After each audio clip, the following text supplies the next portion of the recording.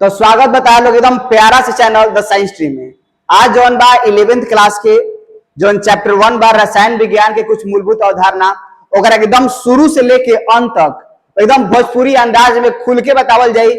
I guarantee ना बुत फुल guarantee बा एकदम समझ में आई के बा, बशर्ते तू पूरा वीडियो देखबो तब आ ना तो बीच में छोड़ लो तो पहलका नंबर की दोबारा तारा देखे का मन ना करी। आ दूसरा नंबर बात कि जे तारा आवे वाला सब केमिस्ट्री तारा समझ में ना आए, आजे से तार केमिस्ट्री हार्ड लगे लगी आ ना तो आजे से सब आसान लगे लगी। मने के बात बा कि तारा हार्ड करे के बा आसान, आसान करे के बाद पूरा देखे के बा, हार्ड करे के बाद बीच में छोड़ दिया ओकरा बाद बुझाए लगे कि हार्ड बा। अरे हमारा से ना नु बुझला तू छाट ला, तू मार्केट के छटुआ आव तारा केनहू कुछ बुझाए वाला नहीं खे बुझाइल। तो ऐसे एकदम तहार भाषा में एकदम खुल के बात बताइम आ छोटा छोटा कॉन्सेप्ट के तार दैनिक जीवन से जोड़ के उदाहरण बताइम कि तारा बुझाई के बा।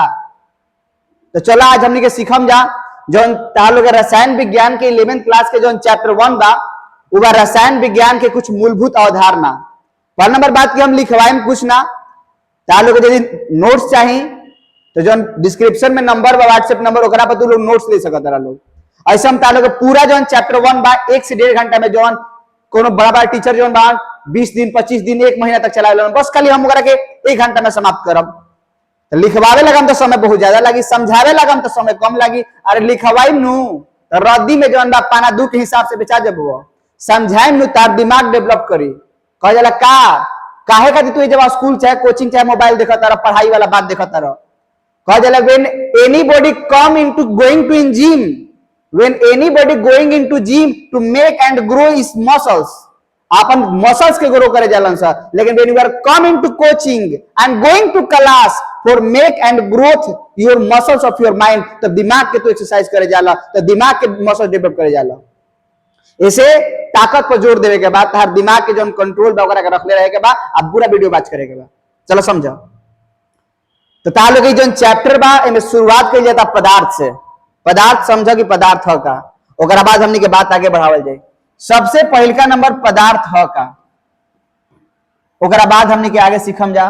चैप्टर 1 तार लोग के रसायन विज्ञान के कुछ मूलभूत अवधारणा में सबसे पहले टर्म सीखे के बाद पदार्थ। तो कहा जाए दुनिया के वे सभी वस्तुएं जो स्थान घेरेला, कह सर हवा स्थान घेरेला का, तो बैलूनवा में फूकबा तो हवा स्थान घेरे तबे न होता हो जाता।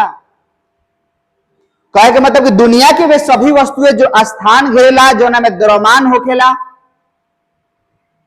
ओकरा के हमनी के साधारण भाषा में कहल जाओ तो पदार्थ कहल जाए। यानी जो ना में द्रव्यमान होखो जौन स्थान घेरे ओकरे के हमने क्या कहल जाए पदार्थ। एकरा के अंग्रेजी में मैटर कहल जाला। अंग्रेजी में परिभाषा देबो तो anything that occupy space is called matter that's finish. बुझाता? तो अंग्रेजी पढ़ावा तरह कहीं भोजपुरी पगलइबा का ना बतिया सुनत पदार्थवा समझत आगे बुझाई नु। जब सब आगे आगे आई नु तो धीरे धीरे बुझाई नु। तो पहले बातवा समझ। पदार्थ ह का कि दुनिया के वे सभी वस्तु जवन स्थान घेरेला, जैसे में ईंट स्थान घेरता, तू बैठल बड़ा तू स्थान घेरता रह। तो दुनिया की वे सभी वस्तुएं जवन स्थान घेरेला ओकरा के हमने क्या कहल जाला पदार्थ कहल जाला, जवना में कुछ ना कुछ द्रव्यमान भी होखेला। ई तो परिभाषा क्लियर बा। अब कहनी तरह से कि आदमी को प्रकार के होखेला, कह के ये सरकार कहीं को अमीर गरीब केहू कहता लंबा नाटा, केहू कहता काला गोरा, केहू कहता सर अच्छा खराब, केहू कहता कि गोर करिए सावर। तो बताओ कौन आधार पर बांटल चाहत रही तो पूछो ना, तो वैरायटी तो गिनत गिनत हार जीवो। तो आधार पूछल जाला कि कौन आधार पर तू बांटल चाहत रहा आदमी के, तबे न बतेबा क्लियर बात। और सही जब पदार्थ के बांटल जी तो 2 आधार पर हमनी के बांटे नहीं जाए, समझे के बा 2 आधार पर बांटे नहीं जाए। कौन कौन?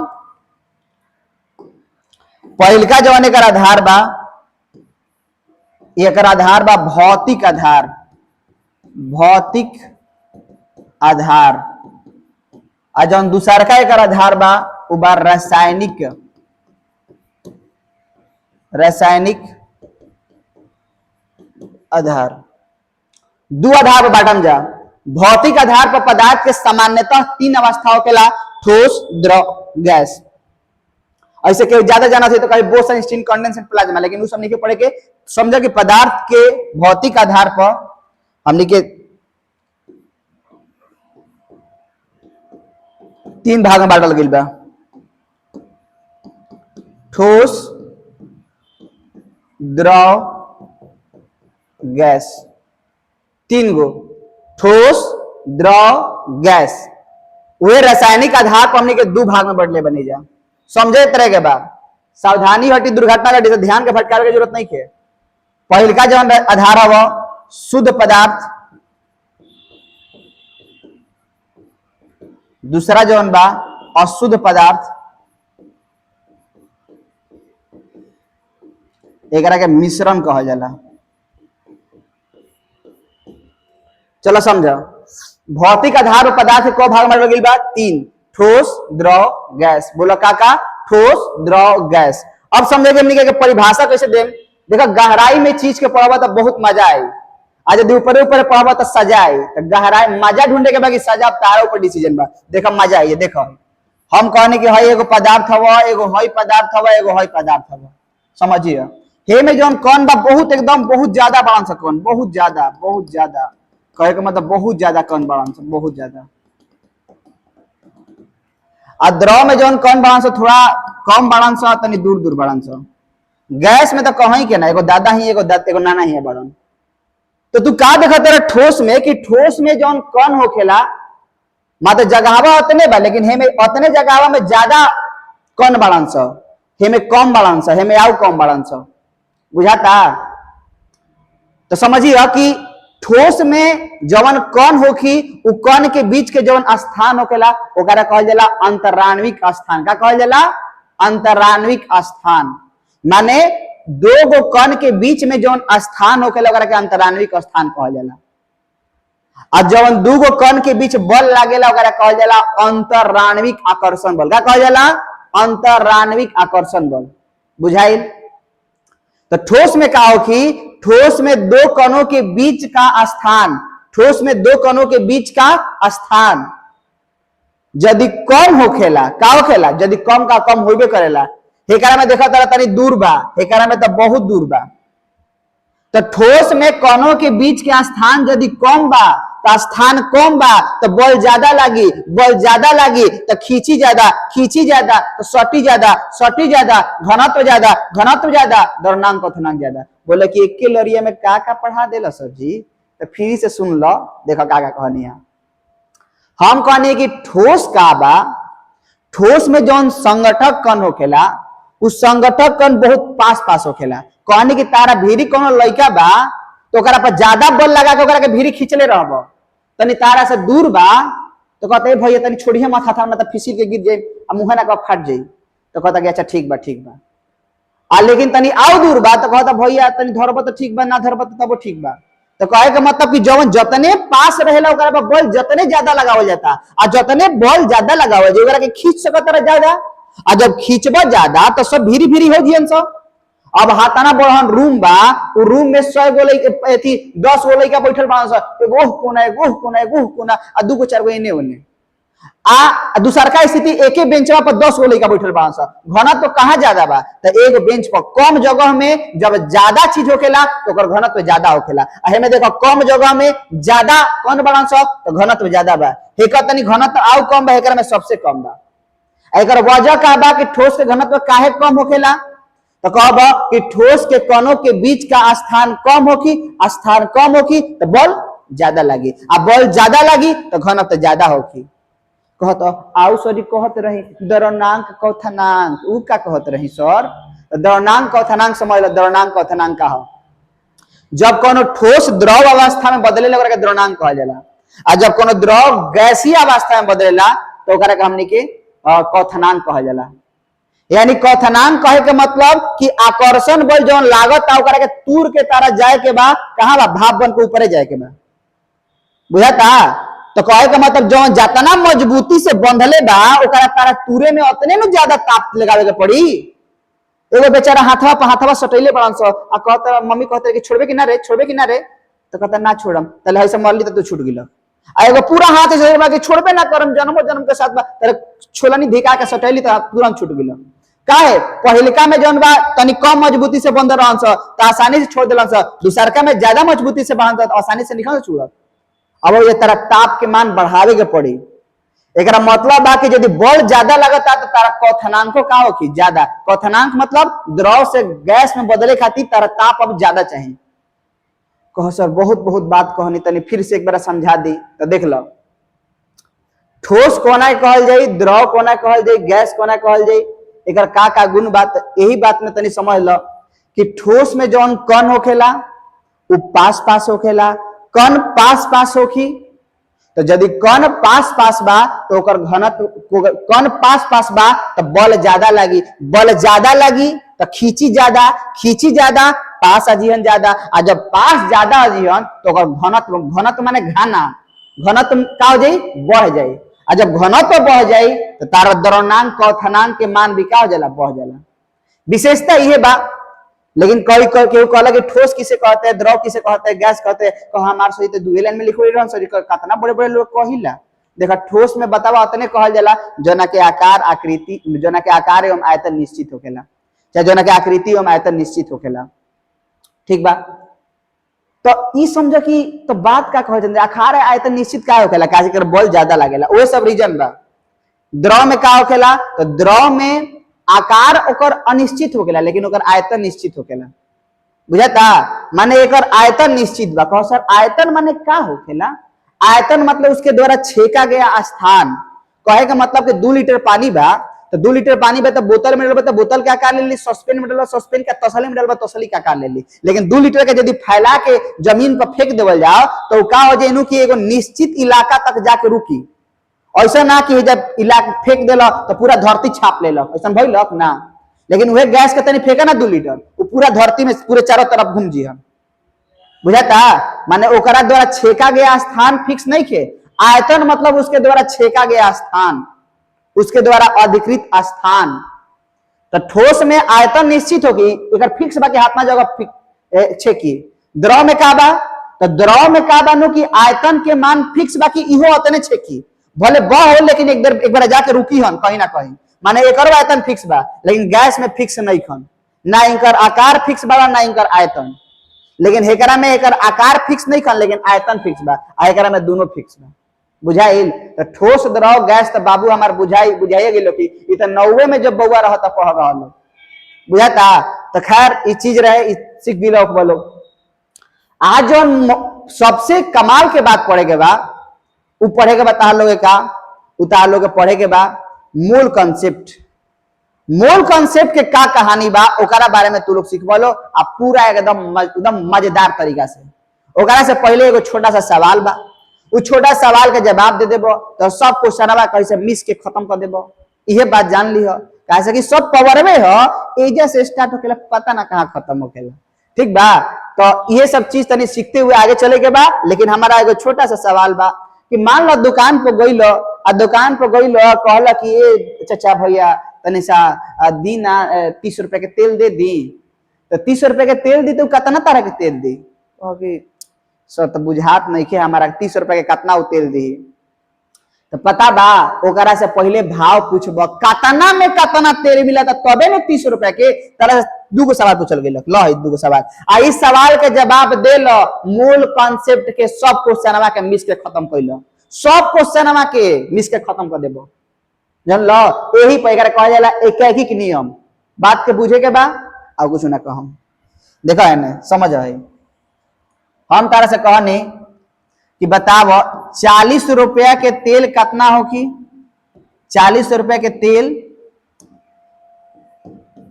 कितना हो कि, और दूसरा बताओ 75 ग्राम तेल के दाम कितना रुपया हो कि। दूगो सवाल, 40 रुपये में कितना तेल हो कि 75 ग्राम में कितना रुपए का तेल मिली। बुझाइल?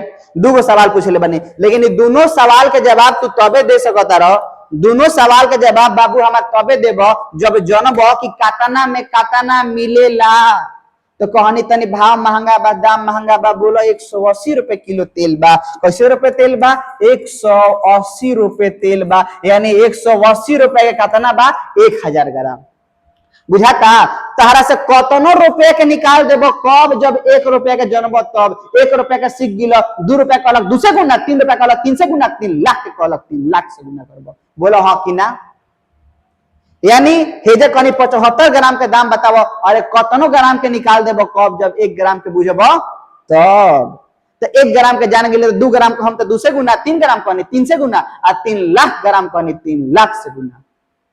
गलत बात कहिला, कभी कभी कहबो करम तो पता ना चली। देखो तो 180 रुपए तेल बा, तो पहले 40 रुपए के निकालेगा बा, तो पहले 1 रुपए के निकालेगा बा, तो है 1 से गुना करबा 180 में तो बदल जाई, कैसे 360 का हो जाए 1 से गुना कर ना सर जी, गलती नहीं, तो जानते बने। तो 1 रुपए के निकालेगा बा, तो है गुना में बा, तो हे पटियाई तो भागा में, यानी कितना हो गया 1000 बटा में 180 ग्राम, को रुपए में 1 रुपया, आ 2 रुपए कहनी तो 2 से गुना, 3 रुपए कहनी 3 से गुना, 3 लाख कहनी 3 लाख से गुना। काहे खिसियाता रहो, आओ हो गया। तो कितना रुपए कहता 40 रुपया, तो 40 रुपया कहला तो 40 से का कर देबो गुना, यानी 1000 आ बटा में 180 आ गुना कितना हो गया 40 ग्राम हो गया। 40 रुपया कहला 40 ग्राम, 40 रुपया का निकल गुना भाग करबो, 0 से 0 खत्म, ज्यादा ना खत्म, गुना भागा तो सीख ही के चाहिए, तो सीख गया 40 रुपया। लेकिन अब वह सवाल पूछने की बताओ 75 ग्राम के दाम कितना होगी, तो बताओ एक कहने लेके ही बनू ना लेके ही एक गदहा, अब हेने ग्राम में तो हेने के हेने लेके जाएगा पड़ी, समझो जब बात समझो।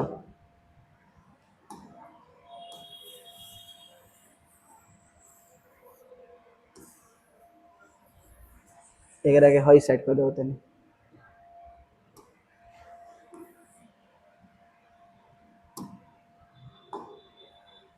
चलो है जैसे आवा देखो, अब तारा 75 ग्राम के दाम पूछल जाता, तो पहले कतनो 75 ग्राम के निकाल दे कब, जब 1 ग्राम के जनब तब। तो बताओ है 1000 में 1 से गुना करबे तो कुछ बदली, हेजा कितना बा 1 ग्राम में, हेजा कितना हो गलो 180 रुपया, तो 1 ग्राम के निकलब तो है गुना में तो हे पटियाई तो भागा में सर जी, तो 1 ग्राम बटा में 180 बटा में 1000 रुपया कितना ग्राम में 1 ग्राम में, आ 2 ग्राम कहनी तो 2 से गुना, 3 ग्राम कहनी 3 से गुना, 3 लाख ग्राम कहनी 3 लाख ग्राम से गुना कर देनी। बुझाइल कि ना, सीखल सीखही के बा। तो 75 ग्राम कहनी तो 75 से का कर देबा गुना, यानी हाथ ना भइल, तो 75 ग्राम कहत रह, यानी 180 बटा में 1000 आ गुना 75, तो करब तो रुपया में आंसर आ जाए। बुझाइल, देखा दोनों बात के समझ, यानी कहे का मतलब जब सवाल पूछी मोल कॉन्सेप्ट में, तब जा लास्ट में जाकर सवाल देखो पूछत का बा। 40 रुपया पूछा था तो पहले 1 रुपया के निकाले के पड़ी, 40 ग्राम पूछा था 1 ग्राम के निकाले के पड़ी, 18 ग्राम के पूछा था 1 ग्राम के निकलब, 18 मोल के पूछा था 1 मोल के निकलब, 18 परमाणु के पूछलक 1 परमाणु के निकलब, लास्ट में देखो कि पूछत का बा। बुझाइल इतना, लास्ट में चल जा डायरेक्ट चल जा कि पूछत का बा। तारा खाना बनावे के बाद तो पहले मन में का ये सब बैगन हो, भिंडी हो, झिंगुनी, नेनुआ, टमाटर, करैला हो सर जी, तो पहले मन में तब सोच लो कि बनावे के का बा, ना तो ताक के आ जीवो, भूख लगले के लगले रह जाए, ऐसे बनावे के का बा लास्ट में डायरेक्ट ओकरे हिसाब से सब काम कइल जाला।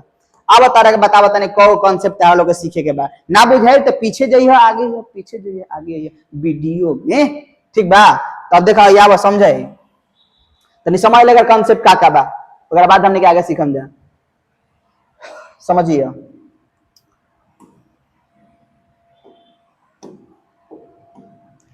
चलो समझते रहे के बाद पहिलका जना के पढ़े के बता लो कि ग्राम परमाणु या मोल, एक एक मोल कहा जाला। दूसरा का ग्राम, तनी दूर दूर लिखम ताकि सब बता दी, ग्राम अणु या मोल। तीसरा नंबर पढ़ब ग्राम आयन या मोल। दिमाग नहीं के भटकावे के, इना के वीडियो लिखते हैं तो तुरंत नीचे खेसरिया गाना पवन सिंह के गाना होते तो वो मत सुने लगी है, ना तो फिर एक बार भटकल तो गइल। तीसरा ग्राम आयन या मोल। चौथा अब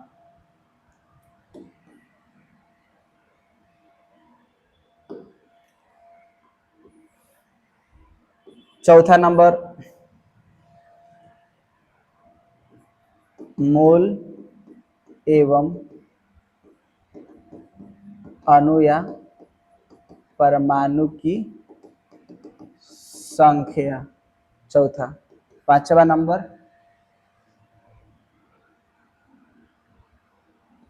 दिए गए द्रव्यमान एवं दिए गए द्रव्यमान में अणु परमाणु की संख्या। पांचवा। छठा नंबर, दिए गए द्रव्यमान में इलेक्ट्रॉन, प्रोटॉन एवं न्यूट्रॉन की संख्या। और ओकरा बाद तारा पढ़े के बाद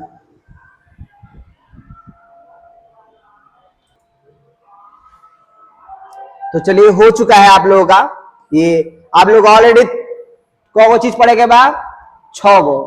पहला ग्राम परमाणु या मूल, दूसरा जौन पढ़े के बाद ग्राम अणु या मूल, तीसरा जौन बा ग्राम आयन या मूल, चौथा ग्राम अणु व परमाणु की संख्या वाला, जौन पांचवा बा दिया गया द्रव्यमान एवं अणु एवं परमाणु की संख्या, फिर दिए गए आयतन में इलेक्ट्रॉन प्रोटॉन की संख्या। 6 गो भइलक। 3 गो जौन सवाल बा गैस के आयतन और मोलों की संख्या के बीच, फिर गैस के आयतन एवं अणुओं की संख्या के बीच, फिर एगो छोटा सा टाइप के क्वेश्चन है 10 गो रिवीजन क्वेश्चन और खत्म हो जाए। तावा पहले समझल जाएगा मुझे पहला क्वेश्चन पर करे के का बा, हमने क्वेश्चन कैसे सॉल्व करम जा पूरा तरीका समझल जाओ, ओकरा बाद हमने के आगे बढ़ जाए। देखा सवाल कैसे पूछा था, देखा सवाल कोनो टाइप के होको, पहले देखो कि देले का बा। 3 गो चीज रहबो, या तो मोल रही, हो सकता है तार लोग के द्रव्यमान रही। याद रखे द्रव्यमान के काची में नापल जाए ग्राम में। ओकरा बाद रही संख्या माने का, हो सकता परमाणु हो सकता अणु हो सकता आयन हो सकता इलेक्ट्रॉन प्रोटॉन डॉट डॉट कुछ हो। एगो और बात यही में अटैच करबो तो अटैच कर सकता आयतन। ये देखा पूरा चैप्टर का समरी बा, ओकरा बाद खत्म हो जाए। आयतन तो जैसे दुकान पर गई तो दुकान पर गईला के बाद हम कहनी कतनों के निकाल सकता कब, जब तू ओकरा से भाव पूछ लेब तब। तो सही हम कहता नहीं कि मोल बा, द्रव्यमान बा, संख्या बा, आयतन बा, ओकरा बीच पहले भाव निकाले खातिर पूछबा में कितना बा, तो कोनो क्वेश्चन एक गर्दा मचा देबे। लेकिन तू समझ कि भैया देले के का बा, जब भी मोल अबव तो तारा आंख मूंद के 1 मोल लिख देवे के बा। जब भी मोल आई तारा आंख मूंद के 1 मोल लिखे के बा। आ जब द्रव्यमान आई तो क्वेश्चन के हिसाब से लिखे के बा। जैसे सोडियम आ गेल तो सोडियम का तारा परमाणु द्रव्यमान। अब देखो जरा जब परमाणु द्रव्यमान याद होखी उनकरे बुझाए वाला बा, जिनकर परमाणु द्रव्यमान नहीं याद तकी हो ना, तकला से कुछ फायदा बा ना, जाके घरे याद ककी हो आ तब वीडियो देखियो बुझाई। तो परमाणु द्रव्यमान याद रखिए, वैसे हम धीरे धीरे बताओ तो चलो। सोडियम का परमाणु द्रव्यमान होकेला 23 होकेला। यदि वह कहने की बताओ है H2O का परमाणु द्रव्यमान, तो परमाणु द्रव्यमान ना होकी, एगो रहेला तब परमाणु कहाला। जब 1 से अधिक हो जाओ तो परमाणु ना कहबो, ओकरा के अणु कहबो। बुझाता, यानी H2O का मतलब का भइलक अणु, परमाणु ना का हो गेलक अणु। समझ में आइल? तब तेमे कगो भइलक 2 आ 1 3 गो परमाणु भइलन। हाइड्रोजन के 2 गो, ऑक्सीजन के 1 गो, 2 कगो भइलन 3 गो। तब का सिखता रहा हे जब 1 गो परमाणु बा, हई परमाणु ना हई अणु हो। आई अणु में कगो परमाणु बा, 3 गो परमाणु बा। 2 गो हई या 1 गो हई, 2 आ 1 3 गो परमाणु। हई वाला में कगो 1 गो परमाणु बा। अब तनी समझे जब बात कि तो हमार बतावा के एकर द्रव्यमान कितना, द्रव्यमान याद रखे बा। सोडियम के 23 होकेला, तो हे जब लिखे के बाद 23 ग्राम। अच्छा कका सदी हमने के जोन याद करनी जा हाइड्रोजन, हीलियम, लिथियम, बेरिलियम, पेरियोनमना वो काची को द्रव्यमान काची में रहेला, ओकर द्रव्यमान एटॉमिक मास यूनिट में होखेला एएमयू में। लेकिन उहे एएमयू के हटा के यदि तू ग्राम में लिखेला न ओकरा के 1 मोल कहल जाला। बुझाइल? तो खैर अब हमने के टॉपिक को समझल जा। तो जब द्रव्यमान के बात आई तो ओकरा क्वेश्चन के हिसाब से तू लिखिया लो। सोडियम आई तो सोडियम खातिर 23 ग्राम निकले बा। H2O खातिर निकाले के बा तो अपना मन से हाइड्रोजन के परमाणु द्रव्यमान 1 होखेला, लेकिन क गो बारन से 2 गो, तो 2 हो गेलक। एगो के 1 गो तो 2 गो के 2 गो। हाइड्रोजन कितना होखेला 16, तो 16 2 कितना हो गेलक 18। बुझाता? तो जब यदि जल रही तो कितना लिखाई 18 ग्राम। यदि वह तरह से कहने की बताओ हई बा तरह से कह देने की बताओ कैल्शियम बा, तो कैल्शियम का तारा परमाणु द्रव्यमान लिखे पड़े, कैल्शियम के 40 होके तो 40 ग्राम लिखबो। बुझाइल क सर संख्या इत कतना, जैसे एक दर्जन में 12 गो होखेला नु, एक दर्जन आम कहब तो 12 गो आम, एक दर्जन केला कहब 12 गो केला, एक दर्जन कुर्सी कहब 12 गो कुर्सी, एक दर्जन महुआ कहब 12 गो महुआ, यानी एक दर्जन जवन बा तौन 12 गो आवेला आवेला आवेला, एक दर्जन का मतलब 12 होखेला होखेला होखेला। और सही जब भी एक मोल आई तो एगो संख्या फिक्स होखेला 6.0, जैसे एक दर्जन में 12 और सही एक मोल में 6.022 गुना 10 के पावर 23 हो सकता। परमाणु को तो परमाणु, अणु को तो अणु, आयन को तो आयन, आता ना होखेला। अब जब आयतन के बात कर जाओ तो मान लगे सोडियम के तुम द्रव्यमान निकाल दो तारा, ठीक बनू, तो गैस के द्रव्यमान ना नापल जाला, आयतन में नापल जाला। हई सब संख्या फिक्स बा। दुकान पर गइला के बाद कहत रहा 50 ग्राम तेल के दाम कितना होगी, तो ओकरा से पहले भाव पूछत रहा नु, वो पहले ही से फिक्स बा, ओकरे हिसाब से जिसे सब मानवा निकलेला तो हेकरे हिसाब से सब क्वेश्चनवा बने। लेकिन तारा ई बात के याद रखे, जब भी मोल होगी तो 1 मोल फिक्स कर दिया, जब भी द्रव्यमान तो 23 ग्राम फिक्स कर दिया, जब भी संख्या तो फिक्स कर दिया, और जब भी आयतन होगी तो 22.4 लीटर फिक्स कर देवे के बाद यही पर सब क्वेश्चन घुमा के फेंक देबो। हये 4 गो बतिया पर सब जने के क्वेश्चन के चित कर देबो। ए जब भी मोल आई तो 1 मोल, जब भी ग्राम आई तो 23 ग्राम, जब भी अणु परमाणु की संख्या आई तो आई, और जब भी आयतन तो 22.4 लीटर होखेला। बुझाता?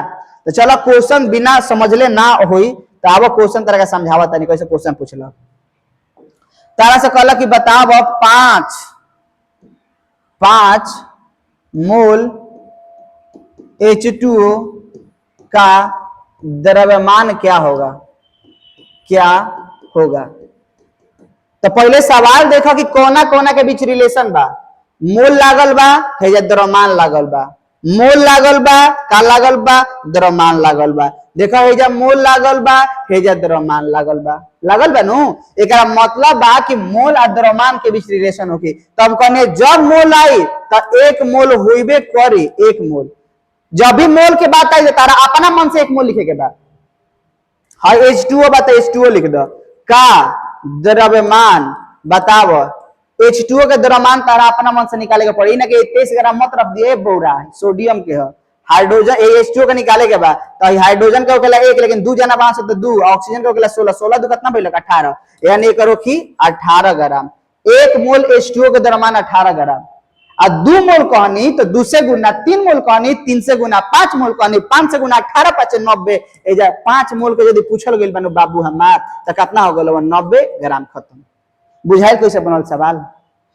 ना सर जी, तो ना सर जी तो एक बार पीछे से जाके आगे आ जा तो बुझा जाई, क्वेश्चन के तनी पीछे आओ आगे आओ तो बुझाई। तो चलो एगो तनी दूसरा टाइप के क्वेश्चन देबो, तनी सुन लो। है सवाल कहलक तो हई 1 मोल से हेने में घुमा के पूछलक, अब उल्टा पूछता, माने हई हाथना मोल में हाथ ना पूछलक, 5 मोल के पूछे तरह। अब पूछी तरह से बताओ 0.23 ग्राम Na में उपस्थित मोलों की संख्या क्या होगा, क्या होगा। 0.23 ग्राम सोडियम में उपस्थित मोलों की संख्या क्या होगा। हेजे का लिखल बा बोला ग्राम लिखल बा, हेजे का लिखल बा बोला मोल लिखल बा। ग्राम खातिर तारा अपना मन से निकाले के बाद निकाला ही के बाद बोला सोडियम के परमाणु द्रव्यमान कितना होखेला 23 ग्राम। ई तरह रख दो, क्वेश्चन के हिसाब से रख दो, हेने मन ताको पहले हेजा रख दो, ओकरा बाद हेजा मोल लागल बा त मोल खातिर बताइए न कितना फिक्स रही। मोल खातिर 1 मोल तारा फिक्स रखेगा बा।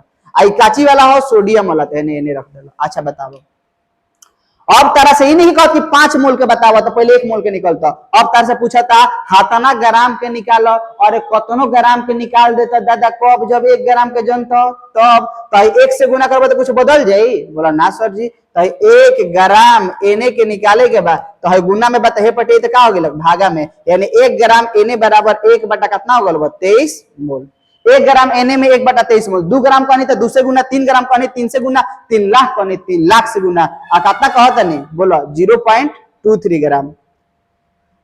तो 0.23 ग्राम Na के निकाले के बाद तो का करबो 1 बटा 23 गुना 0.23 आ का हो गेल मोल हो गया। तो बताओ 10 छटकई बहुत नीचे भागा आई 10 के यदि जिन के भागा ना तो देख लिया लोग वीडियो अभी कितना जन 10 के भागा ना आवत हो 10 के बाद कब अंक ऊपर है तो नीचे 2 जीरो और नीचे 10 कटबा ऊपर है जीरो बुझाइल। एगो मैथमेटिक्स के भौकाल लिखल हुई थंबनेल पर जाके देख लिया मैथमेटिक्स एकदम शुरू से लेकर कतनो बड़ा मैथमेटिक्स गर्दा कबार देबो करा सीख लिए जरूर सीखबो तो खूब मैथ बुझाई because the mathematics is the language of physics and chemistry when you understand the mathematics that time you understand physics and chemistry when you have not knowledge about mathematics you can not understand physics and chemistry. रटर ही बोल देनी है चलो देखा है चलो समझ लो बात के में रटल ना रही पवारवा हो सब काखवा में जाके केमिस्ट्री खत्म कर दे जान लो 23 से 23 खत्म तो भागा देबे तो कहता है 0.01 मोल खत्म भइलक। यानी पहले सवाल पर जा सवाल पर देवत का बा ओकरा बाद तू कोनो क्वेश्चन के बना देबो ओतने ना एक बार क्वेश्चन करके देखावत तनी ना बुझाइल पीछे आवा आगे आवा पीछे आवा आगे आवा सब क्वेश्चन करदा मत जी ना बा देखा इसको फिर सवाल तरह के देखावत तनी क्वेश्चन पूछी फिर तारा सवाल पूछ देलक कि बताओ 0.20 ग्राम कैल्शियम में कैल्शियम ना कह दिला कि बताओ 1.8 ग्राम 1.8 ग्राम का 1.6 ग्राम CH4 में उपस्थित 1.6 ग्राम CH4 में उपस्थित मोलों की संख्या क्या होगा। 1.6 ग्राम CH4 में उपस्थित मोलों की संख्या क्या होगा। अरे जे देखो कोना कोना के बीच रिलेशन बा बाबू देखो है हाथना ग्राम जोन बा ग्राम वाला बा हे जा मोल वाला बा तो ग्राम में बताओ कि CH4 बा नु तो C के कितना होखेला 12 हाइड्रोजन कितना होखेला 1 कगो हाइड्रोजन भेला से 4 गो तो 12 गो है कार्बन के परमाणु द्रव्यमान भेला परमाणु द्रव्यमान आते जे ताकत रह जाके दिया दे के हो कार्बन का परमाणु द्रव्यमान 12 भेला हाइड्रोजन के 1 होखेला लेकिन 4 जना बड़ा से 4 समान 12 4 16 तो ये 16 ग्राम ये अपना मन से लिखता नहीं गोले देख दुकान पर 50 ग्राम का तेल पता पूछ लो कितना में कितना मिलता ना तो ताकत रह जी कुछ मिले वाला नहीं खे बुझाइल। तो CH4 के द्रव्यमान है बात पहले द्रव्यमान अपना मन से लिखो कहनी लिखे के आ मोल बात तारा फिक्स बा कि तारा एक मोल लिखे के बाद कौन है CH4 ते का लिख लो CH4 कतनो ग्राम के निकाल दे 1.6 ग्राम के पूछता है देखो कितना के कितना पूछता 1.6 ग्राम में पूछता अरे कतनो ग्राम के निकाल दे जब बाबू हमारे 1 ग्राम के सीखता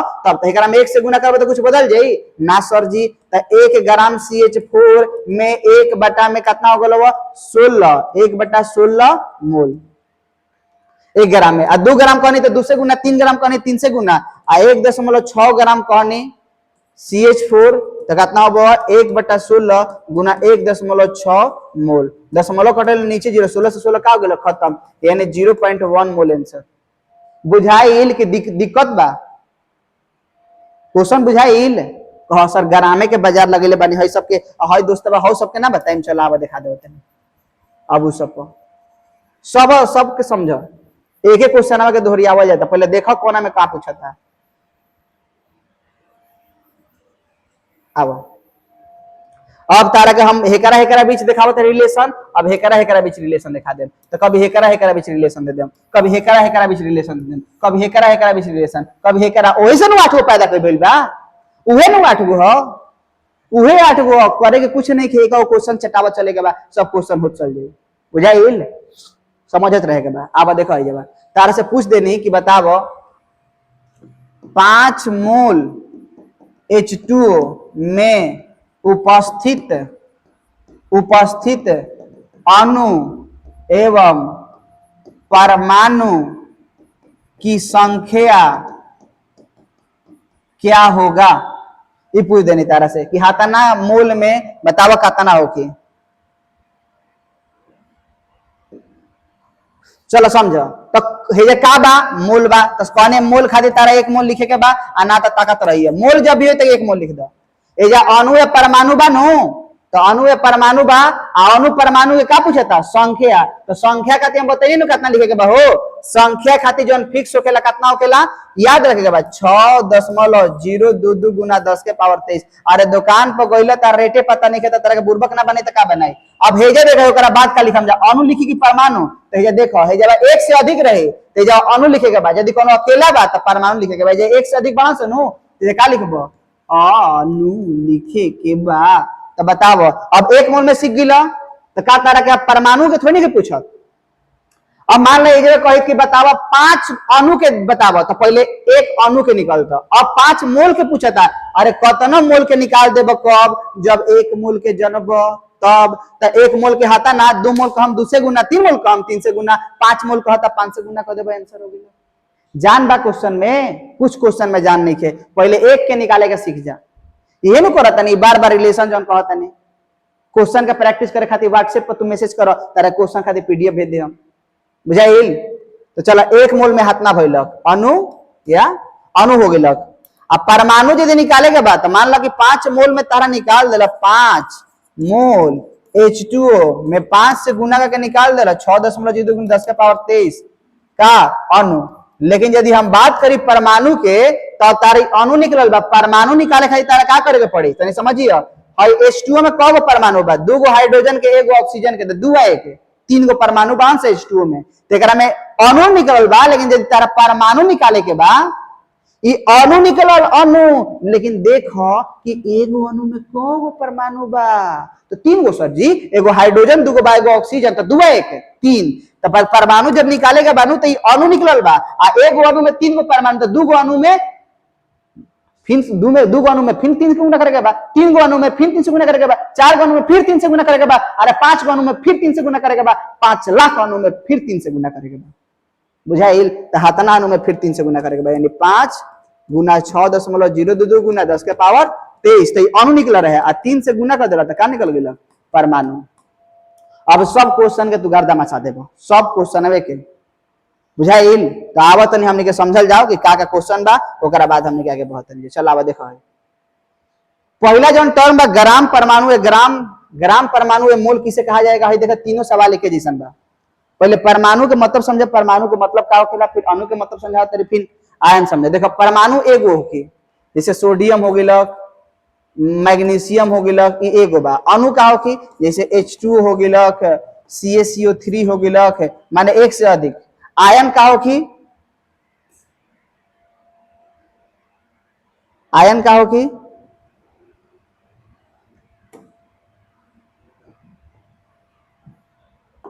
आयन का होकी जैसे Na प्लस हो गेलक Ca प्लस हो गेलक ई आयन हो गेलक ठीक बनू। अब तीनों के समझो। तो ग्राम परमाणु का होखेला माने सोडियम के परमाणु द्रव्यमान जौन होखेला नु 23 होखेला तो 23 का ग्राम के किलो ना ग्राम हो ना किलो वो AMU हो AMU एटॉमिक मास यूनिट बुझाता। वो जौन हमने के परमाणु के जौन द्रव्यमान बा 23 का हो ग्राम या किलो ना हो वो AMU होखेला। जाना तारा 1 MU में कितना होखेला बहुत छोटा 1 MU में जाना तारा नु हई एक AMU में 1.6 गुना 10 के पावर -24 ग्राम होखेला। सोच लियो हम कहते नु यदि हम कहनी कि 10 के पावर -1 ग्राम बढ़बा कि 10 के पावर -2 ग्राम एकर मतलब बताबो तो 10 के पावर -1 ग्राम के मतलब जानत का भइलक 1/10 ग्राम आ 10 के पावर -2 ग्राम के भइलक 10 के 1/100 ग्राम। तो 1 ग्राम के यदि 10 भाग करबो कहनी कि एगो सिंघड़ा बा एगो सिंघड़ा के 10 भाग करब तो आलू के फरुओ मिलबो आ 100 भाग कर तो बुकुनियो ना मिली इतना कम हो जाता माने 10 के पावर -2 कम हो गेल 10 के पावर -3 के लिए तो सोचते बड़ा कितना छोट हो जाए माने 1 ग्राम के 1000वां भाग यदि 1 के 10 के पावर 4 किलो 10 के पावर -4 किलो यानी 1 के 10,000 भाग 4 में 5 में 6 में 7 में 8 में 9 10 11 12 में तो गिनती भूल जाए लाख करोड़ के आई 1 2 3 ना 10 के पावर -24 में जान लो कितना छोट इतना छोट कि तार आंख से दिखाई नहीं के दे सकत। सोच लो कितना ओकर कम वजन बा बुझाइल। ग्राम कहबो कि सोडियम के पानी 23 ग्राम होखेला 25 ग्राम में हाथना गोलकी मिलेला बताओ परमाणु हाथना बड़ हो की बौड़ा कहीं के कोनो बात ना गलती हो गलती सुधारा जाता है। चलिए इधर इधर देखा जाता है देखिए ई देखा पहले समझो ग्राम परमाणु या ग्राम मोल केना कहल जाए। तो सोडियम के परमाणु द्रव्यमान होकेला 23 AMU। लेकिन यदि उहे AMU के जगह पर हमने काची लिख दी जा, ग्राम लिख दी जा, तो एकरा के 1 मोल कहल जाए। यदि मैग्नीशियम के परमाणु द्रव्यमान कितना होखेला, तो 24 होखेला। लेकिन एकरे के यदि ग्राम में लिख देबो तो या तो 1 मोल कह चाहे 1 ग्राम परमाणु कह, बतिया एके है। 1 ग्राम परमाणु कह तबो बतिया का बा, एके बा। बुझाइल? का गुजू मुजू हो गिल का हो? हाँ सर गुजू मुजू लिखत नहीं, साफ साफ लिखी ना, जगह बा हाथ ना काहे कसेत लिखत नहीं।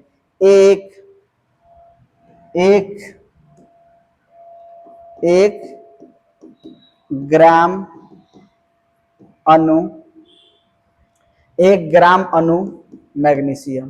तो चाहे 1 मोल के कहलक और चाहे 1 ग्राम अणु के कहलक, तारा उहे परमाणु के द्रव्यमान के काची में लिखल जाला, ग्राम में लिखल जाला।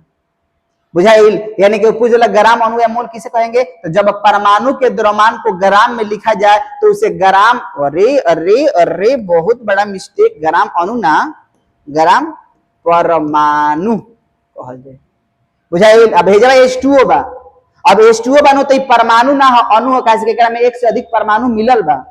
अब H2O के निकलबा तो हाइड्रोजन के होखेला 1 आ 2 समांग बाणा से तो हाइड 2 हो गेल, ऑक्सीजन के 16, 16 2 18, यानी एकरा काचे लिख दे रहा 18 ग्राम, यानी 1 मोल H2O के जन हो गल 18 ग्राम।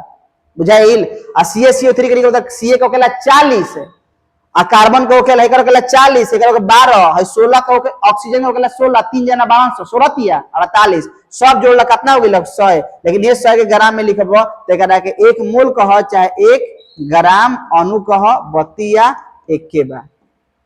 बुझाइल?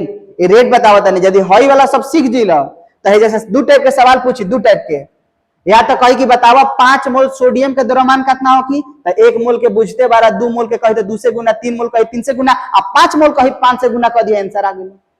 तरह के दूसरा का टाइप का कही कि बताओ 2300 ग्राम में कितना मोल हो की सोडियम के, तो 2300 ग्राम के निकलबो कब, जब 1 ग्राम के जनब तब, तो 23 के छटका के होने भटका दो तो 1 ग्राम में हो जाए 1/23 मोल। माने है गुना में 23 बटा हे पटे जाए का हो गेल भागा में, यानी 1 ग्राम में 1/23 मोल। आ 2 ग्राम कहनी तो 2 से गुना, 3 ग्राम कहनी 3 से गुना, आ 3 लाख ग्राम कहनी 3 लाख से गुना कर देनी। बुझाइल कि ना? यानी सबसे पहले 1 ग्राम के निकाला, 2 ग्राम कहनी 2 से गुना, 3 ग्राम कहनी 3 से गुना, 3 लाख ग्राम कहनी 3 लाख से गुना कर देगा। बुझाता?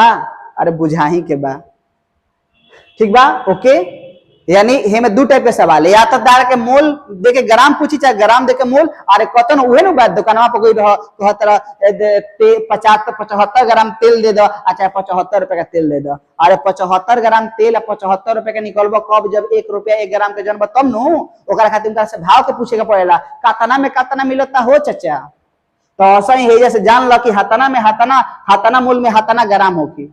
बुझाइल? उहे खेला बाबा, खाली रुपया बदल गइल बा। जान लो तो 1 मोल में हतना ग्राम होखेला, यदि ग्राम में पूछे लगी 50 ग्राम के बताओ तो पहले 1 ग्राम के छटका के भटका के निकालो। अब ये जैसे खेली है बा, कह देला 5 मोल H2O में कितना ग्राम होकी, अरे 1 मोल H2O के निकाला ना, 5 मोल के तो अपने निकल जाए गुना करके। हे जा कहता 1 ग्राम अणु में हतना बा तो 2 ग्राम अणु में 2 से गुना, 3 ग्राम अणु में 3 से गुना, 3 लाख ग्राम अणु में 3 लाख से गुना, और कहता नहीं 100 ग्राम में हतना बा। बुझाइल? तो 100 ग्राम में हतना बा तो तारा से पूछेंगे 50 ग्राम में कितना होगी, अरे 50 ग्राम के निकलबो करे जा कब, जब 1 ग्राम के जनब तब, तो बताओ जब 100 गुना में तो होपट तो का हो गेल भागा में, तो 1 ग्राम खातिर का हो जाए, हई वाला होपट चल गेल बा, तो 1 ग्राम के निकल गेल, 2 ग्राम कहे 2 से गुना, 3 ग्राम कहे 3 से गुना, 3 लाख ग्राम कहे 3 लाख से पहले 1 के सीखबो तब एकरे कह जाला 1-1 नियम, एकरा बिना सब सुना सुना बा, सब अधूरा बा। जन लो हई तो बताओ सोडियम के परमाणु द्रव्यमान कितना होखेला, तो देखो इलेक्ट्रॉन के त्याग ग्रहण जो होखेला नु, इलेक्ट्रॉन के त्याग ग्रहण कइला से धनावेश ऋणावेश उत्पन्न होखेला, एकरा से एकर परमाणु द्रव्यमान में कोनो परिवर्तन ना होखेला। यानी सोडियम के परमाणु द्रव्यमान कितना होके 23, Na प्लस के परमाणु द्रव्यमान कितना होके 23 होके, एकर द्रव्यमान में कोनो परिवर्तन ना होके। यदि हम कहनी कि बताओ ए जे मान ला Cl माइनस दे देनी, Cl माइनस, तो एकर परमाणु द्रव्यमान होखेला 35.5, तो का ग्रहण के लिए से परिवर्तन हो जाए ना, जौन एकर पहले द्रव्यमान रहे अभी उहे रहे, एकर में कोई परिवर्तन ना होके। यानी कहनी 1 मोल Na प्लस के बतावा तो कितना 23 ग्राम, कहनी कि बतावा 1 मोल Cl माइनस कितना था हतना ग्राम, यानी एकरा में कोनो परिवर्तन होखेला। देखला 3 टाइप के क्वेश्चन हो गेल, ये तीनों में से दुए तरीके से सवाल पूछी, या तो कही हाथना ग्राम में कतना मोल हो की कतनो ग्राम के निकाल दे जब 1 ग्राम का जन तब अब ओकरे के हे पट भटकावे के बा छटकावे के बा।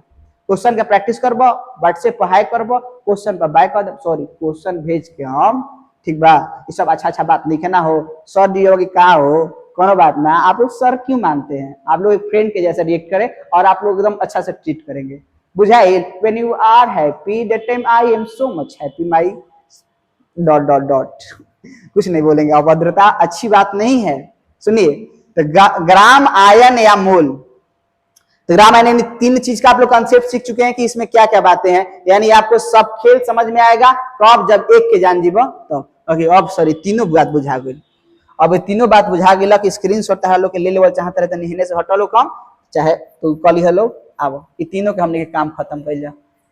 हो तनी बड़ा बा तो बड़ा बा सब खेल ओकरे पे बा, जे उ सीख गेल पीछे वाला ओकरा सब सीख गए। अब देखो है पहला सवाल कहता है बॉर्डर मिटार देवल जाता बॉर्डर। अब हल कहता बताओ मोल एवं अणु परमाणु की संख्या, इनमें मोल खातिर याद रखे के बा, कितना रखे के बा 1 मोल। अणु की संख्या परमाणु की संख्या कितनी 6.02 × 10 के पावर कितना हो गया 23, बुझाइल। अब ये 1 मोल का बा, 1 मोल का बा, ये 1 मोल यदि ज्यादा वाला माने और जब 1 से अधिक तत्व बा अंश तो जब का लिखब अणु, यदि जब 1 मोल सीए कह देलक तो जब 6.02 × 10 का पावर 23 का हो गया परमाणु, बुझाइल।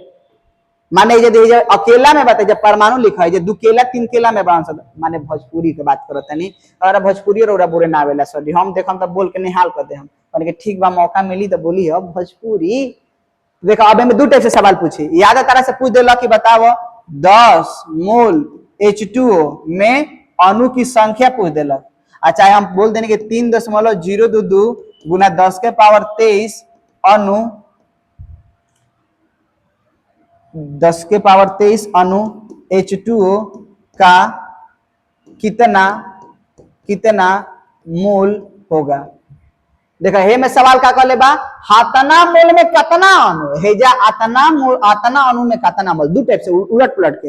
हातना मोल में कितना अणु, हातना मोल में कितना अणु चाहे आतना अणु में कितना मोल, बुझाइल।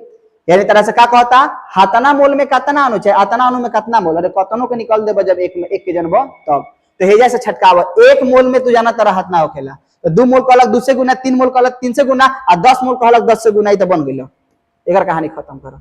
अब है कहता हातना अणु के द्रव्यमान बताए, अरे कतनो अणु के बुझी जब 1 अणु के जन्म तब तो बतावा जे अणु बानू तो अणु खातिर फिक्स हो गेला कितना 6.02 × 10 के पावर 23, 1 से अधिक बढ़ा से का लिखबो अणु लिखबो। अब बतावा कितना मोल मोल खातिर कितना फिक्स हो गेला 1 मोल। अब बतावा तू कतनो अणु के सीख जीव कब जब 1 अणु के जन्म तब तो 1 अणु के निकाले के बाद गुना में तहे पटिए तो का हो गेला भागा में 6.022 गुना कितना हो गया 10 के पावर 23 मोल।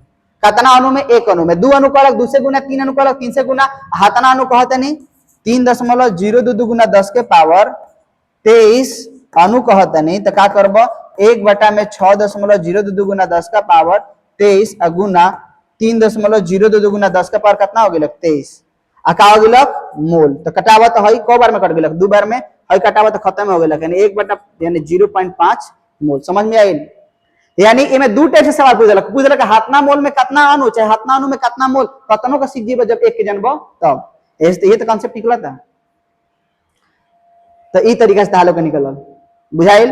अब हमने अगिलका टाइप के क्वेश्चन समझल जाए का का देबता। चलो 4 नंबर हो गया, 5वां नंबर पावल जा। 5वां नंबर का कहता 5वां नंबर का कहता 5वां नंबर कहता दिए गए द्रव्यमान में अणु की संख्या, द्रव्यमान दे देलक यानी तरह से कह देलक कि बताओ 0.23 ग्राम Na में उपस्थित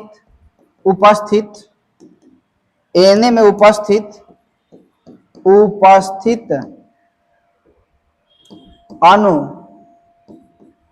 कहेगा एगो बता परमाणु कहब कि अणु कहब, बुराई को लागे लगल तहरा परमाणु की संख्या ज्ञात करे। तो हे जब परमाणु की संख्या ज्ञात करे तो ये का बा हो ग्राम, तो ग्राम खाली तरह का रिलेशन लिए क्या करनी हेकरा पर निर्भर करता। सोडियम का द्रव्यमान कितना होखेला 23 ग्राम, का बा हो सोडियम। बताओ ओकरा बाद का बा परमाणु की संख्या कहो, अणुओं की संख्या कहो, इलेक्ट्रॉनों की संख्या, प्रोटोनों न्यूट्रॉनों कोनो प्रकार के संख्या कहो, संख्या के मान फिक्स होकेला कितना 6.02 गुना 10 के पावर 23। आ अकेला में बात का हो गेल परमाणु। तो कतनो ग्राम के का पूछता हाथाना ग्राम है, अरे कतनो ग्राम के निकाल दे जब 1 ग्राम के सीखब तब। तो 23 में 1 से गुना करब तो कुछ बदली ना सर जी। तो हे जा 1 ग्राम Na बराबर 6.02 गुना 10 का पावर 23 और वाला नीचे आ जाएगा, कितना हो जाएगा 23 का हो गया परमाणु हो गया, परमाणु हो गया। और 2 ग्राम बोलेंगे तो 2 से गुना 3 ग्राम करने, 3 से गुना 3 लाख करने, 3 लाख से गुना 23 ग्राम Na कहने तो 6.02 गुना 10 का पावर 23 बटा में 23 और गुना में 23 23 कहते 0.23 ग्राम कहते रहे हो, 0.23 ग्राम। तो कितना हो गया 0.23 ग्राम से का कर गुना। यानी सवाल देखा पूछत का बा ओकरा बराबर में रिलेशन निकाला पूछती। दिया गया द्रव्यमान में अणु और परमाणु की संख्या ज्ञात करे, बुझाइल। या फिर कह देला कि हाथाना परमाणु के कितना द्रव्यमान हुई, यानी हेजा से देला 23 ग्राम में हाथना परमाणु होके लेनु ते में दो टाइप से सवाल बा। या तो कह देला कि बताओ कि 0.23 ग्राम में कितना परमाणु के द्रव्यमान होकी, कितना परमाणु होकी। अच्छा कह दी कि बताओ 100 परमाणु का द्रव्यमान कितना होगा, 100 परमाणु का द्रव्यमान पूछता। तो कतनो परमाणु के निकाल देबो कब, जब 1 परमाणु के सीखबो तब हई वाला एक हेजे जौन 1 बन हेकरा के हे पटी लेके जेबो, माने 100 परमाणु के कब निकलबो जब 1 परमाणु के जनबो तब एकरा के हेने लेके जाए के बा, बुझाता। तो हई वाला हेने चल जेते 1 परमाणु के निकल जाए, 2 परमाणु कहने 2 से गुना, 3 परमाणु कहने 3 से, यानी हर एक क्वेश्चन पर 2 टाइप के क्वेश्चन बा। चलो अब आगे आ जा, आगे आ जा, सब सीख गए लोग बोलो। आओ आगे आओ, क्या कहता दिए गए द्रव्यमान में इलेक्ट्रॉनों प्रोटॉनों न्यूट्रॉनों की संख्या ज्ञात करें। दिए गए द्रव्यमान में इलेक्ट्रॉनों प्रोटॉनों न्यूट्रॉनों की संख्या ज्ञात करें। तो तारा से कहला कि दिए गए द्रव्यमान में इलेक्ट्रॉन प्रोटॉन न्यूट्रॉन की संख्या ज्ञात करे के बाद तो पहले क्या करबो, जब भी द्रव्यमान के बारे में बात कहो तो तू लोग निकाल दे, पहले परमाणु निकाल। जैसे हम कहने कि 0.23 ग्राम Na में उपस्थित इलेक्ट्रॉन प्रोटॉन एवं न्यूट्रॉन की संख्या ज्ञात करे। तो पहले तारा परमाणु संख्या याद करे पड़े। सोडियम के परमाणु संख्या कितना होखेला 11, परमाणु द्रव्यमान कितना होखेला 23। तो जौन परमाणु संख्या होखेला नु प्रोटॉन के बतावेला, जौन परमाणु संख्या 11 परमाणु संख्या बा प्रोटॉन 11 बा, 12 परमाणु संख्या बा ओकरा प्रोटॉन 12 बा, 13 परमाणु संख्या बा ओकरा में प्रोटॉन 13 बा, बुझाइल। तो जब प्रोटॉन तबे को इलेक्ट्रॉन होखेला, लेकिन जो न्यूट्रॉन निकाले के बा ओकरा के ऊपरे वाला में से नीचे वाला घटा के निकाल देला न्यूट्रॉन। तो 23 में से बताओ, यानी ऊपर वाला में से नीचे 23 घटाओ कितना हो गया 11, कितना हो गया 12। यानी यदि इलेक्ट्रॉन प्रोटॉन निकाले के बाद तो नीचे वाला के बराबर होगी, यानी परमाणु संख्या के बराबर होगी। कब जब ऊपर आयन प्लस माइनस नहीं लागल तब। और न्यूट्रॉन निकाले के बाद तो ऊपर वाला में से नीचे वाला घटा दो, ये सब तरीका है। यदि जे नहीं बुझात तब डाउट क्लास एगो अलग में क्लियर कर दे। तो कहने की बताओ हाथना में निकाले के बाद, अरे तू कतनो ग्राम के निकाल देबो कब जब 1 ग्राम के सीखबो तो पहले ग्राम खातिर रिलेशन याद कर। सोडियम के कितना होखेला 23 ग्राम सर जी। संख्या के बात कहता तो हमारा पूरा याद बा 6.02 गुना 10 का पावर 23। अकेला में बारन नहीं जब के बारन अकेला में हो सोडियम बारन, के बारन सोडियम बारन, तो का हो कि परमाणु की। अब बताओ कतनो ग्राम के निकाल देबो तो 1 ग्राम के यदि निकाले के बाद तो 6.022 गुना 10 का पावर 23 बटा में कितना हो गया 23 का परमाणु 1 ग्राम में। 2 ग्राम कहनी 2 से गुना 3 ग्राम कहनी, 3 से गुना 3 लाख कहनी, 3 लाख से गुना 0.23 ग्राम Na कहनी। तो 6.022 गुना 10 का पावर 23 बटा में 23 और गुना में 0.23 कह सरी। तो परमाणु निकलता नहीं, इलेक्ट्रॉन प्रोटॉन न्यूट्रॉन की संख्या कैसे निकली। अरे एगो परमाणु में कौ गो इलेक्ट्रॉन रहे 11 गो, 2 गो परमाणु में कौ गो इलेक्ट्रॉन 11 से गुना, 3 गो परमाणु में 3 में 11 से गुना, 4 गो परमाणु में 4 में 11 से गुना, 15 गो परमाणु में 15 में 11 से गुना, हाथना परमाणु में कितना से गुना 11 से। तो इलेक्ट्रॉन निकल जाइए। प्रोटॉन कही तो 11 से गुना करे के बाद, न्यूट्रॉन कही तो 12 से गुना कर देगा, बुझाइल बुझा गईल। तो ऐसा ही सब निकल बाबा। तनी सा लास्ट कॉन्सेप्ट सिखाई जावा। गैस के आयतन कितना होखेला। गैस के आयतन कहल तो गैस के आयतन यदि कही चलो ये ज्यादा ना, फिर वीडियो बहुत लंबा हो जाए, रिवीजन तो यही में हो गल। गैस के आयतन कह दिल तो याद रखिए 1 मोल जौन गैस के आयतन होकेला कोनो गैस होके 22.4 लीटर। 1 मोल गैस के आयतन कहलक 2 मोल में कितना हो कि तो 2 में गुना कर दो, 3 मोल कितना हो 3 से गुना कर दो। दूसरा टाइप के सवाल पूछ दी के बताओ 11.2 लीटर CO2 में कितना मोल होगी, उल्टा सवाल।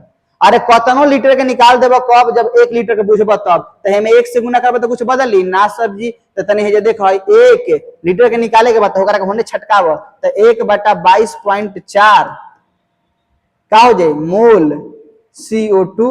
1 लीटर में हाथा ना 2 लीटर में कहने 2 से गुना, 3 लीटर कहने 3 से गुना, आ 11.2 लीटर कहतनी 11.2 लीटर कहतनी तो 1/22.4 गुना 11.2 का हो गलो मोल CO2 तो कट गई तो क बार में 1/2 मोल आंसर हो गया।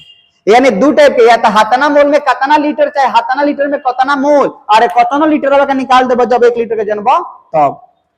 फिर ऐसा सवाल बाकी हाथाना कहल कि याद रखिए 22.4 लीटर कोनो गैस को जब भी संख्या के बात करी 6.022 गुना 10 के पावर 23 अनुपरमाणु आयन होगी। तो कहने की बताओ कि 2 लीटर में कितना, अरे 2 लीटर के निकाल देब जब 1 लीटर के जन्म तब, तो 1 लीटर खातिर क्या करब एकरा के लेके जइब, बुझाता। यानी सब खेल एक एक नियम के बाद जे एक के पूछ गिलक उ सब क्वेश्चन के कर ली, समझ में आवता। ओकरा बाद ता लोग का बतावल गेल बा, ओकरा बाद ता लोग के बतावल गेल बा कि देखो कोनो के हिस्सा बटे के बा, कहने की हमारे जन घरे बड़न 5 सामान बड़न लोग माने 5 किलो अथी हमर 20 नंबर आइल बा, 20 नंबर में 5 नंबर आइल बा तो ओकरा कैसे लिखबा, यानी जवन मान निकाल आइल बा ओकरा के ऊपर आ जतना में से आइल ओकरा के नीचे रखल जाला, समझ में आवता। जतना में से आइल बा ओकरा के नीचे टोटल वैल्यू के आ जवन मान आवत ओकरा के ऊपर, तो ऐसे ही प्रतिशत संगठन निकाला जाला। इस तरह से सवाल पूछ देलक कि बताओ कि कैल्शियम कार्बोनेट में प्रत्येक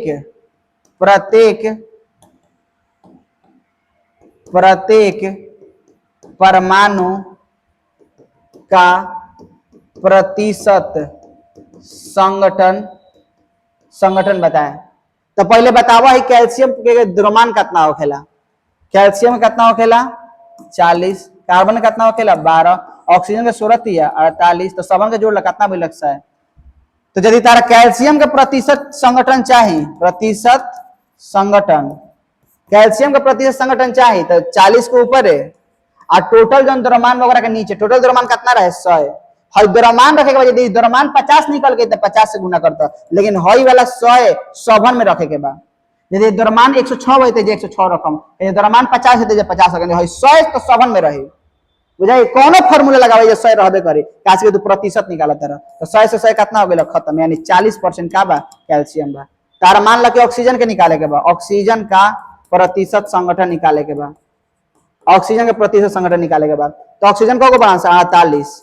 बताओ कि 48 टोटल हिस्सा कितना भइल 100, अगर हमें फार्मूला से का कर देलक गुना के 100, 100 से 100 का हो गेल खत्म, यानी परसेंटेज कितना भइल 48। असन कार्बन के निकाल देबा, बुझाइल प्रतिशत संगठन कैसे निकलता। ओकरा बाद ता लोग फार्मूला तरह के बता देतनी, मोलारता, मोलल सांद्रता, ये सब छोटा छोटा क्वेश्चन बा, एकरा पर सब खेल हो जाई। अब तन देख लो, पहले समझो कि विलयन का हो। विलयन के दो घटक होखेला, एगो होखेला विलय, दूसरा होखेला विलायक। एगो होखी विलय, दूसरा होखी का विलायक। तो विलय जौन घुलेला, विलायक जौन घुलावेला, बुझाता। आज दोनों मिल के का बनला से विलयन, विलय जो घुलता है, विलायक जो घुलाता है, दोनों मिलके विलयन बनता है। एक में का पढ़े के बा, तो में देखो पहला पढ़े के बा द्रव्यमान प्रतिशत सांद्रता। एक फार्मूला होखेला विलय का द्रव्यमान ग्राम में और बटा में विलयन का द्रव्यमान ग्राम में और गुना में 100। अच्छा, एगो 3 गो चीज तालो के बहुत खास बा।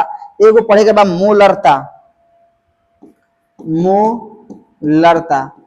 एक फार्मूला होखेला विलय का मोलों की संख्या बटा में विलयन का आयतन ml में आ गुना का हो गया 1000।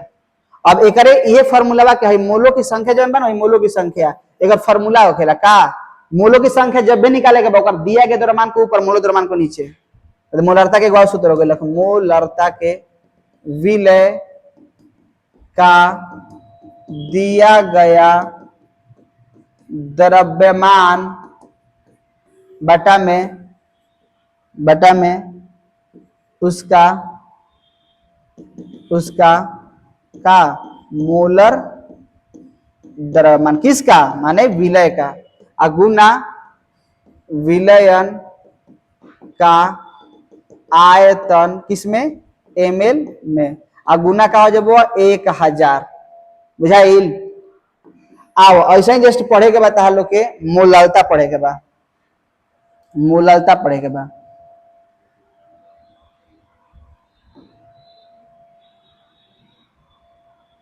मोलरता पढ़े के बाद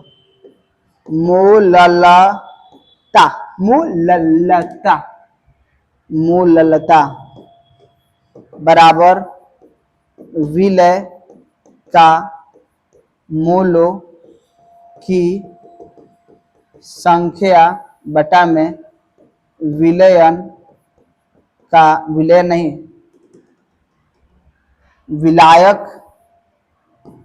विलायक का द्रव्यमान काची में ग्राम में विलायक का द्रव्यमान ग्राम में गुना 1000। फिर निकालना है मोललता तो यही फार्मूला लगेगा हई वाला फार्मूला समझ में लगे का है कैसे कि सूत्र कोना के मोलों की संख्या के तो मोलों की संख्या बताइए विलय का दिया गया द्रव्यमान बटा में उसका मोलर द्रव्यमान गुना विलायक का द्रव्यमान ग्राम में गुना का हो गया 1000। कहो कि सर हाथ ना का को बेसी लिखत रहे देखो जौना के फार्मूला परिभाषा देवे के बाद यदि मान लो हैजा हैसे रही तो हमने के हेकरा का कही यानी चाल का जिसे परिभाषा देवे लोग चाल बराबर का दूरी आ बटा में समय तो नीचे वाला नाम क्या एकांक लेके हेकरे कहीं कह देबो यानी एकांक समय तय की दूरी को ही क्या कहते हैं चाल नीचे वाला के एक मान लो तो हई वाला बात जाते हेकरे कहीं कह देवल जाए लेकिन हेजा ना नीचे वाला एक कह देला बिलियन के द्रव्यमान 1 ग्राम में मान लो नीचे वाला एक कह दे तो ऊपर वाला के ना कहबे कैसे कि एक्स्ट्रा में फालतू में 100 बच गेल तो 100 हेजा कह देगे पड़ी का कहबो बिलियन का द्रव्यमान क ग्राम में 100 ग्राम में ताकि 100 से 100 का हो जाए खत्म तो विलय के द्रव्यमान ग्राम को क्या कहते हैं द्रव्यमान प्रति सांद्रता हेकर परिभाषा देखो कहबो विलयन का आयतन कितना भाई जाए 1000 तो हेजा कह देगे पड़ी 1000 ml में उपस्थित विलय के मोलों की संख्या को मोलरता कहते हैं। यदि हेजवा बात कहबा मोलरता किसे कहते हैं विलायक का द्रव्यमान कितना है जब 1000 तो कहबा 1000 ग्राम में उपस्थित विलय के मोलों की संख्या को मोलरता कहते हैं। अरे तारा क्वेश्चन में कैसे दी मान ला तारा घरे पनीर बनावे के बा आ पनीर बनावे के बाद तारा घरे चना बा चना पनीर बा मटर बा मटर पनीर बनीबो तो हम कहनी कि यदि क्वेश्चन में मोलों की संख्या वाला देले बा तो हई फार्मूला इस्तेमाल करबो आ यदि क्वेश्चन में द्रव्यमान वाला देले बा तो हई फार्मूला इस्तेमाल करबो फिर विश्वास करबो बुझाइल। तो ये तरीका से तार लोग वीडियो जो बा पूरा तरीका से खत्म हो जाता। आज खातिर इतना ही। So that's all, this class is over. मिलम फिर नया चैप्टर में नया उम्मीद जोश के साथ।